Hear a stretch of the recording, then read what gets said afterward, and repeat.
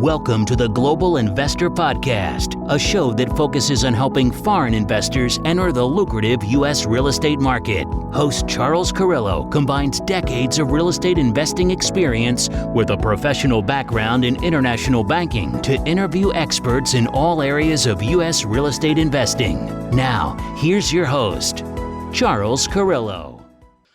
Welcome to another episode of the Global Investors Podcast. I'm your host, Charles Carillo. Today we have Olga Vodolazschi. Olga spent a number of years in mergers and acquisitions department of a Big Four accounting firm. She then moved to a mid-sized firm to focus on high net worth private clients from all over the world. In 2017, she joined her current firm in Miami, Florida, as Director of International Tax and advises her clients on all aspects of U.S. tax compliance, specifically in regards to real estate.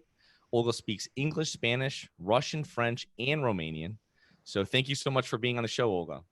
No, thank you so much, Charles, for having me on your podcast. And wanted to also say thank you to the listeners and to the viewers. And then hopefully this will be a productive session. Oh, no, I bet it will be. So I touched on your background briefly. Can you go in a little bit more depth about your background prior to starting with your current firm? Sure. So by profession, I'm actually an attorney. I'm licensed in New York State and in Florida. I did start my career in one of the Big Four accounting firms in KPMG in mergers and acquisitions. After spending some time there, I actually wanted to move to smaller firms because I'm a true believer that, professional expertise and client service go hand in hand. And I think that, in smaller firms, you can dedicate more time to that. And, it's not just about giving advice to clients, but it's also about making them feel that they are, well-guided, that they're always well-serviced, and sort of, that you're always a phone call away for your clients for any additional questions. So that's how I moved into smaller firms. And eventually, as you mentioned before, I'm currently a partner at Lopez Levy Lowenstein Glinsky, which is an accounting and tax advisory firm in Coral Gables, Miami, Florida. Okay, awesome. So getting into it, what are various federal tax rules foreign investors should be aware of before or when investing in U.S. real estate? Mm-hmm. Right. I think we can spend quite a few podcasts on that. It's quite of a comprehensive question. So, I'll just give the bare bones and just a few snippets of what international tax for foreign investors is all about. But I think the first sort of question and the first thing that any investor needs to understand is what is the scope of the investment? Is it long-term? Is it short-term? Is it in a commercial property? Is it in a personal residence? Is it just him, her with his family, or are we talking about corporate investors? So I think the important part is sort of to understand the framework of the investment. And then, of course, to understand all the tax implications. So as a general concept is that the United States has the worldwide taxation system, right, for the U.S. tax residents. So while we have the U.S. tax residents on one side, then we have the non-residents, which would be your typical foreign investors that you are inquiring about. So the foreign investors are only taxed on what is called U.S. source income in the U.S., right? Meaning we can talk about rental income, right? Since we're talking about real estate, or it's capital gains upon the sale of the said real estate property.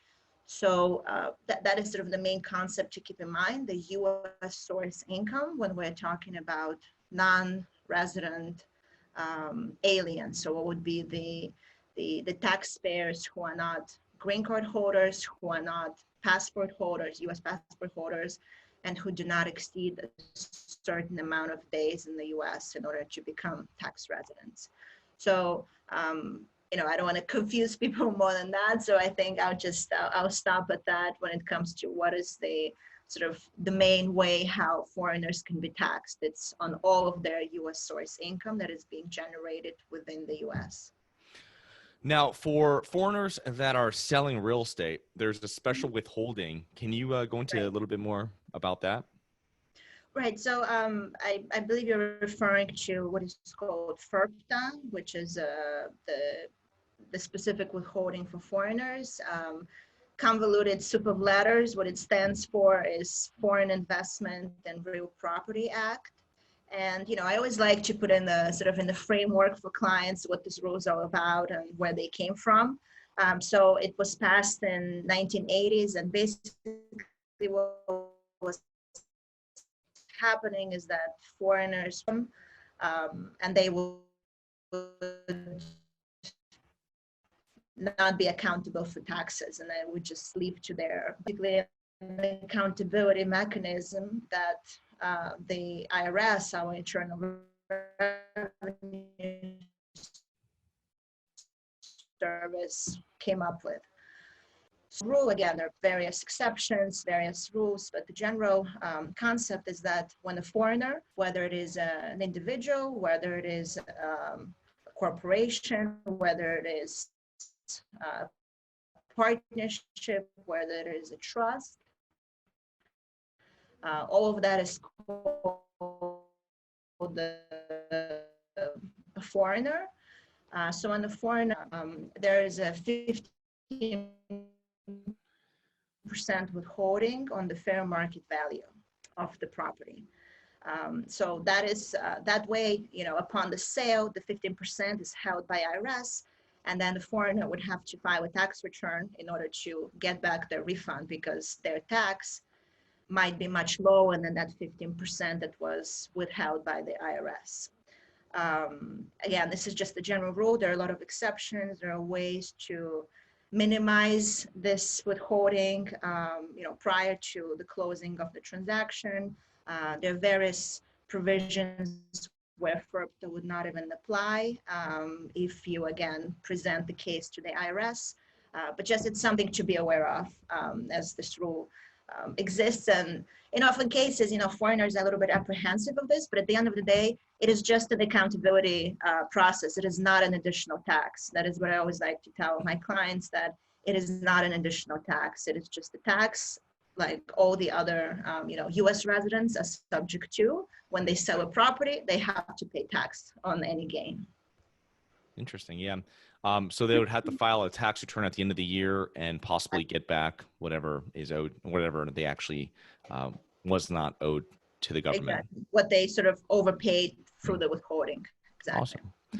So how do you decide what entity structure is correct for foreign investors when developing a plan to invest in the U.S.? I know there's so many different nuances. Say they want to purchase a commercial property or apartment building. Right. So I guess it goes back to what I mentioned, a few questions before. It is important if we're talking about a personal property, is it a family that is purchasing for short term? Is it something where they plan eventually to live in? They plan to move to the U.S.? It would be for, is it a rental property? Yeah, say it's a strictly an investment property that's probably done by one or two people, and they're forming a company, or they want to form a company to purchase this said commercial property, residential complex, something like this. Right. So, if it's for investment, obviously it is never advisable to purchase it in personal name. Not even from tax point of view, but just talking from corporate point of view, just for liability purposes. So there's always some need for a structure. Then,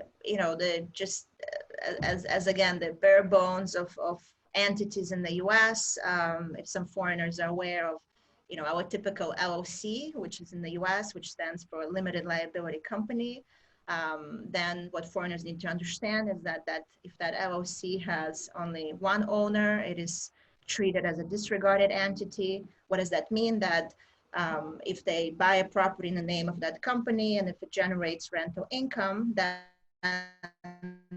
income flows up to the investor. So, he or she or they would have to file a tax return in the U.S., right? Or if that LLC has at least two owners, then it is treated what we call in the U.S. a partnership. Again, all of the items of income that are generated at the level of the LLC would flow up to the partners, and then they would have to report whatever income is generated on their personal tax return. Obviously, another point that foreigners have to take into account when we're advising about structures is the concept of estate tax, because in the U.S. it is quite of a quite of a high rate in the event of death on the part of the investors.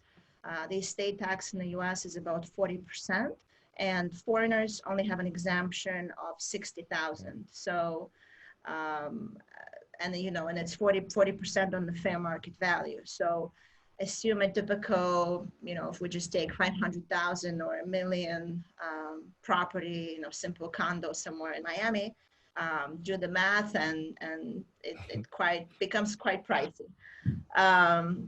So, in a lot of cases, the most typical structure is obviously to put a foreign blocker, because in that case, if the investor unfortunately passes away with any U.S. property, he or she or they are not perceived to have any U.S. assets, but what they're perceived to have is shares of a foreign company, for instance. Okay.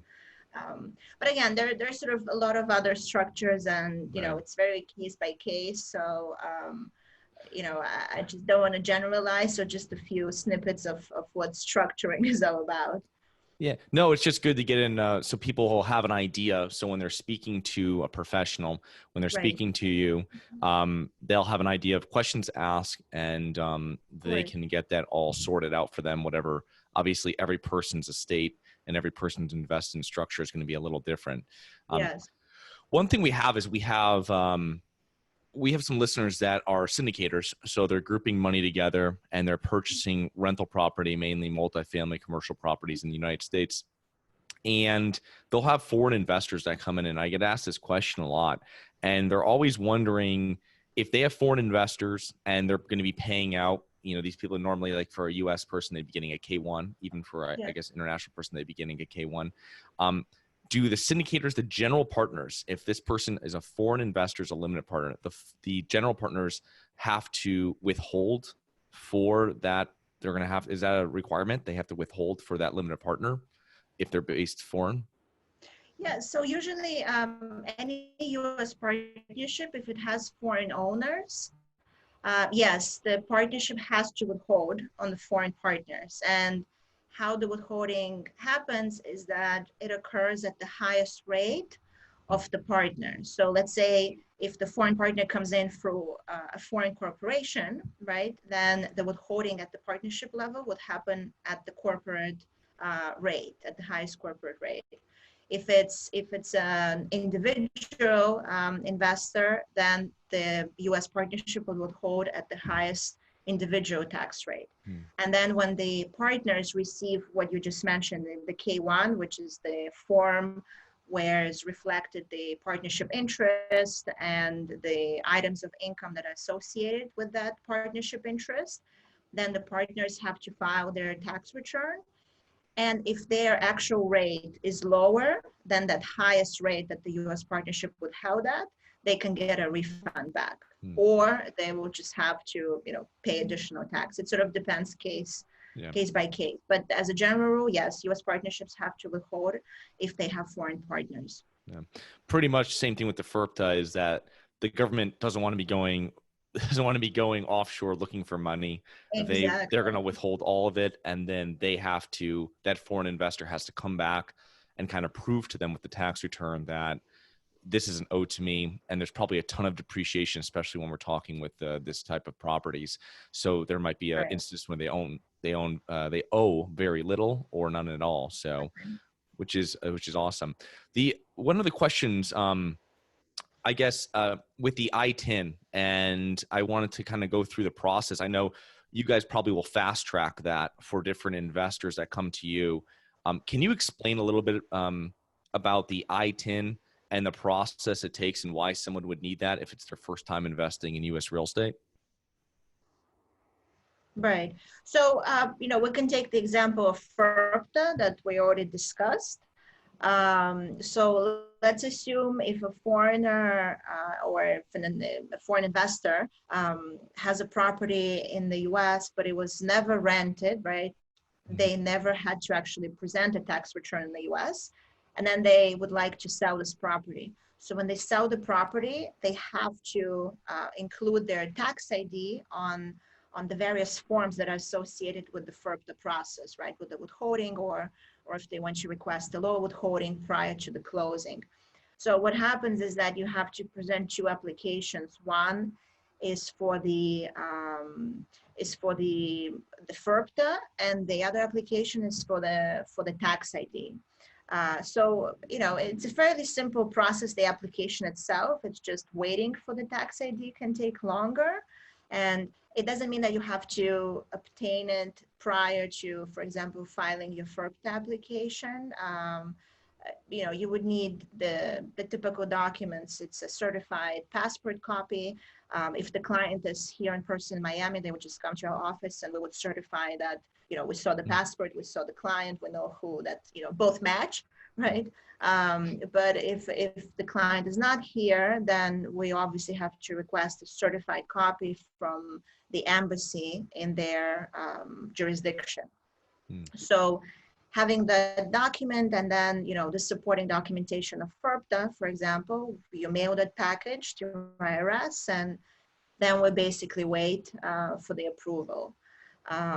So, that's sort of how it goes. But one important point that I wanted to mention that sometimes our clients are also confused is they would sometimes call and say, I would like to apply for a tax ID. And the question is, why? Well, because I think I might need it in the future. Well, it doesn't work like that. You need to have a reason to apply for a tax ID. So it's either I need to present a tax return, I have to file a FERPTA application, I need to, get a refund back. There has to be a reason. You cannot just apply for tax ID just because. Yeah.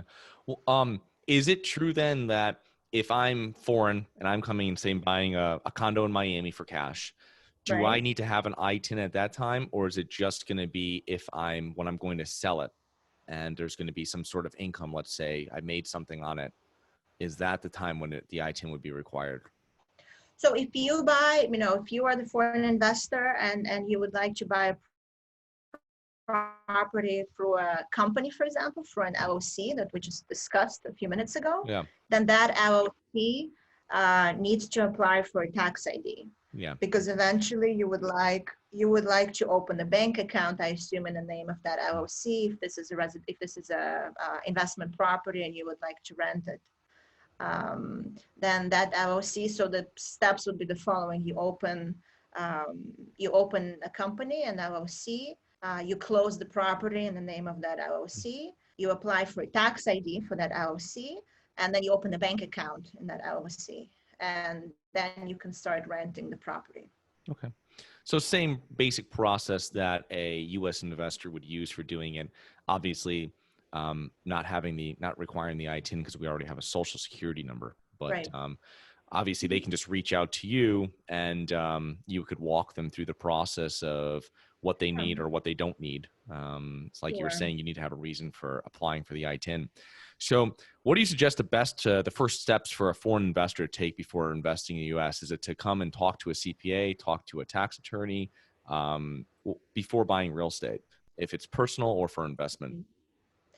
I think the best client is the well-informed client, right? That's what makes a good decision. So I would suggest to talk to the real estate agent, to talk to a corporate attorney, to talk to a tax attorney, to talk to accountants, tax accountants. And then also if down the road that investor is thinking of potentially moving to the US, maybe it's maybe they will be looking at an investor visa or they would be immigrating with their family, also to involve an immigration attorney. So I think the more information the client has, the better decision he or she or they will make. So, we always, the policy of our firm is to give a complimentary consultation the first time we meet a client, because we truly believe that it is important for the client to understand what they're getting into before investing in the U.S. or sort of committing to something. So definitely discussing with several experts. That would be my best advice. Yeah. So what services does your accounting firm provide? If you can just go through them so people have an idea, other than everything that we explained here, the I-10, Right. what additionally? Yeah. The I-10, that is just one small part of what we do. In addition to being a purely accounting firm where we offer compliance services, we are a consulting and tax advisory firm, which I think is a crucial distinction with a lot of other accounting firms. When we meet the client, we want to understand the structure that they have, whether it's already here in the US or if it's in their local jurisdiction or wherever else in the world, in order to be able to advise on US tax concepts.